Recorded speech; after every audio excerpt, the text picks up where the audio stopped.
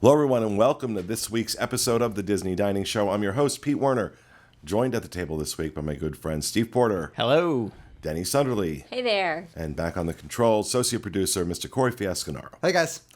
And this week, we are going to talk about the soon-to-open, hopefully, Space 220 restaurant at Epcot. Mm-hmm. From the moment this was announced, it captured everyone's attention. Mm-hmm. Doing something completely different with this.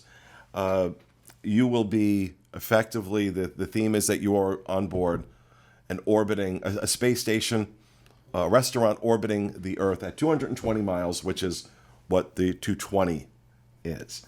So it's going to be using this technology that is going to be incorporated into the new Star Wars hotel that they're building, where you don't actually have windows, but you have massive screens that look like windows that are projecting images, so it'll look as though you are eating while orbiting the Earth. So, major hook right there. We know that it's going to open sometime, they say winter 2019, which would suggest December. Mm-hmm. However, they also said winter 2019 for Galaxy's Edge. Dates don't really mean Well, then again, remember that Halloween here starts in August. So you would think that maybe, winter to them is going to be early October. So I don't think so. I think it's probably going to be December timeframe when this opens. But we don't know a ton.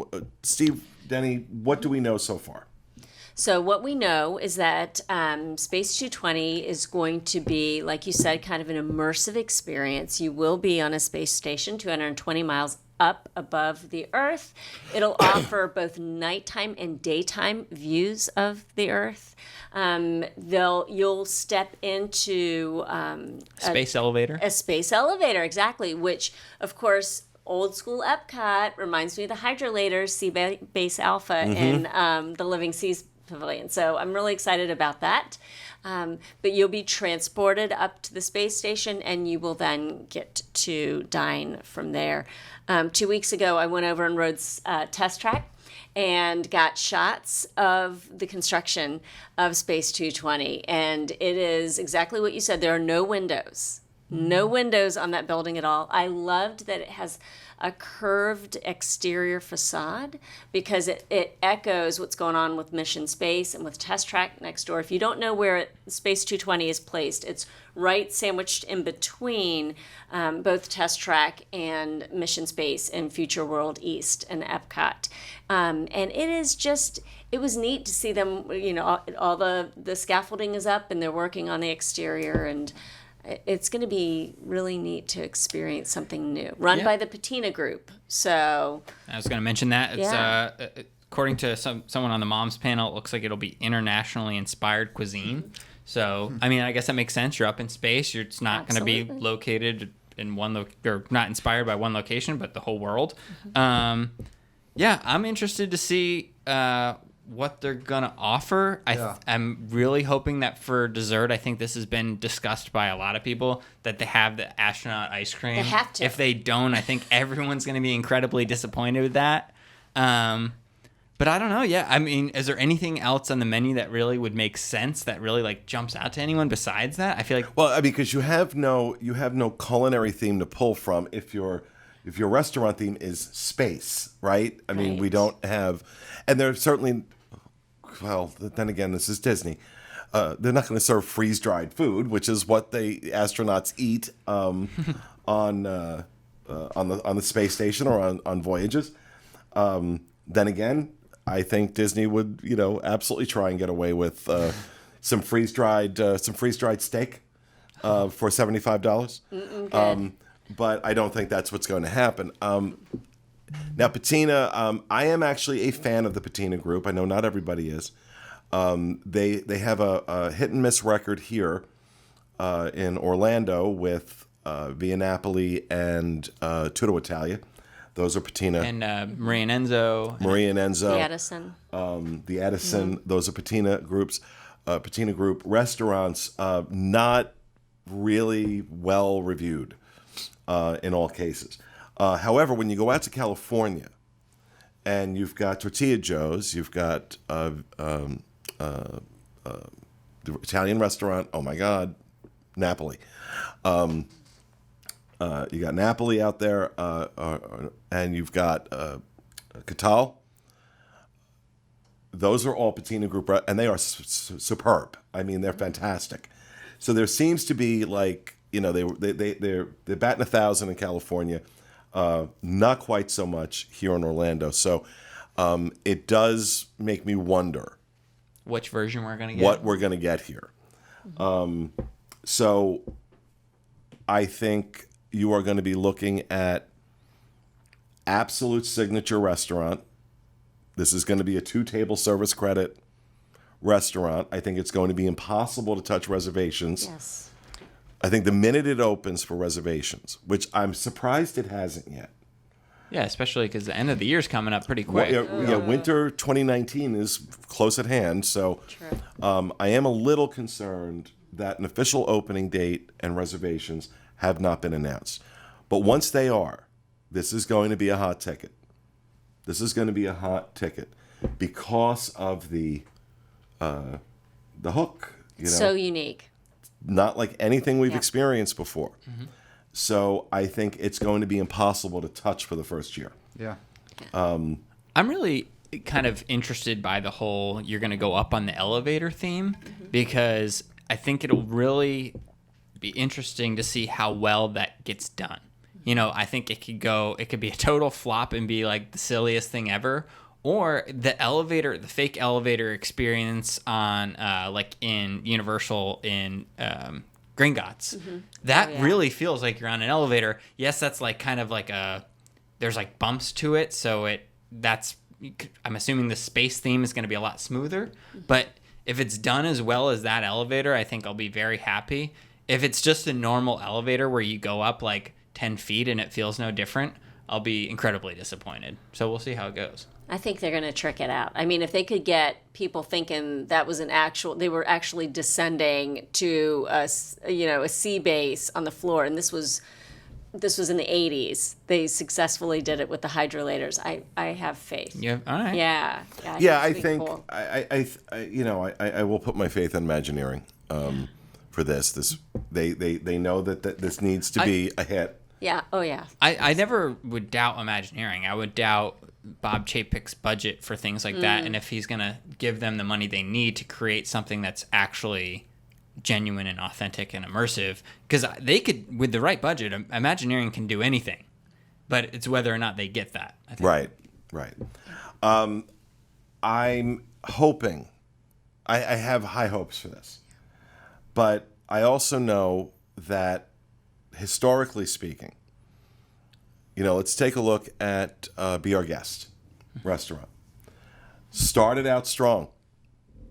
Great menu, great food, immersive experience. You really did feel like you were in Beast Castle, right?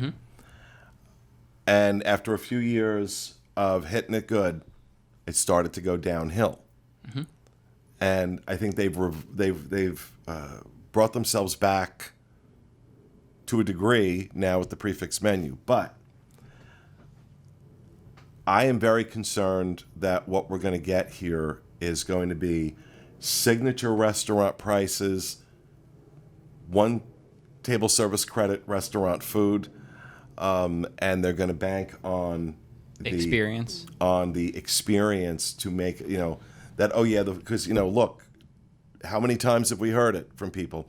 Yeah, the food wasn't that great, but, my kids really loved it. Absolutely. Right. We know Disney will absolutely trade on that. If they can get away with it, they will. So if they don't really come out of the gate saying, we're going to make the culinary experience as impressive as the theme, as all the technology that we're using to create this cool new space, they're also going to, if they end up not doing that, if they end up screwing this up, it's going to undermine what they're doing with the Star Wars Hotel. Because people are going to start saying, oh, wait a second now. I'm paying all this money and it's really, I'm not getting substance, I'm just getting flash. And when we get to that hotel, we're hearing stories about, rumors about that hotel costing $1,100 to $1,400 a night. Yeah. And you only get one day in a theme park with it. The rest of it, you're cosplaying basically around this hotel, which that's a whole nother discussion. But if they do this where it's not, you have to have great theme and great food. You can do that together. It'll be the best advertising for that hotel. It will definitely buoy that hotel, but it will also create a must-do experience at Epcot, which is needed right now. Absolutely. Okay, the last must-do restaurant at Epcot was Le Cellier. And it's not so much anymore when they moved it to 2 table service credits. So Epcot doesn't have, you think? Yeah, no, I agree. I see what you're saying. No, I love Le Cellier. Yeah, it's just not, it's not the, if I don't get my reservation here, my vacation is ruined. That's true. It is, yes. It's not, people don't go apoplectic now anymore when they can't get a reservation there. I'm excited about this location because if you think of Future World, both East and West, you have very few eating establishments. I mean, yes, you Coral get Reef. The Coral, exactly. You have Sunshine Seasons, but that's a counter service. But this is a brand new table service experience that we're getting in Future World. Signature table service. Yes. That really truly fits the Exciting. Epcot theme, too. Yes, you're exactly right. It mirrors what it's got going on. Guardians of the Galaxy, Cosmic Rewinds going across the way from it. They're going to get a lot of people moving into that area. So hopefully they've got a restaurant that lives up to it. So my main concern, and I actually was thinking about this on the drive here, because Pete sends us an email. Hey, here's some of the discussions I'm thinking about having, and think of a couple ideas. And the one thing that kind of popped in my mind, and my main concern for this location is, if I think it'll be very successful for this year and next year and the year after that, but let's say in 5 years from now they're not hitting their numbers. My main concern will be that they'll say, well, we could bring Darth Vader in here, or we could bring Buzz Lightyear because they have the space theme. And I really would not be shocked at all if that happens. And I think it'll totally go against the integrity of what this is supposed to be. But I foresee it happening in 5 years from now. They don't meet their numbers. Disney says, I have a great way to get more people in here. We can make this a character dining, throw Buzz Lightyear in here, and it will be perfect. Okay, I'd go if it was the Guardians of the Galaxy that they were throwing in there. I'm just going to say that. So, Darth Vader, out of theming. Darth Vader, no. Guardians, yes. I'm with you on that. Exactly. I'm with you on that. That would be really cool. Amazing. I would, I'm going to stick to my guns on this a little bit. While I think that sounds better than my worries, I would be more okay with that. I still think it should be the experience that it was intended to be. Sure. No. Just my thoughts. Are there any character meals on property right now that are 2 table service credits? I don't think so. I'm not pulling any up in my noggin. I don't think there are. So that would be a departure. But I agree with you. Wow. We've seen them do it. We've seen them do screw the theme. This is what we need to make more money. So, especially with Chapek in charge. But I mean, it's all. I want to say there's a 60% chance that this fires on all cylinders at launch. There's about a 60% chance is what I'm going to give it. And I'll be honest with you, the reason I'm saying 60% not higher is because of the Patina Group. That it has been a hit. It's not Landry's, thank God. But like I said, they did really good out in California. It's been a little spottier here. So I'm not sure. If this was just a Disney restaurant, not a Patina Group, I would probably put it closer to 75. Sure. But right now I'm saying 60% chance this thing hits on all cylinders when it launches. But we'll find out soon enough, right? We will certainly be on it the minute the reservations open, whenever that is. Hopefully that's going to be soon. I would imagine we're going to get we're going to have to get an opening date. If they're going to open it this year, we're going to have to get an opening date soon. Yeah, right. Very soon. Surprised it's not here yet. Hopefully, maybe even by the time this goes up, we will have one. But And who a knows? menu. And a menu. Yeah. And a menu That would be would be nice. That'd be nice. So, but we'll find out. And of course, as soon as that restaurant is available, we will be there to review it and let you know what we think. But that is going to do it for this episode of the Disney Dining Show. We hope you enjoyed it. We'll see you again next week. Have a great week, folks.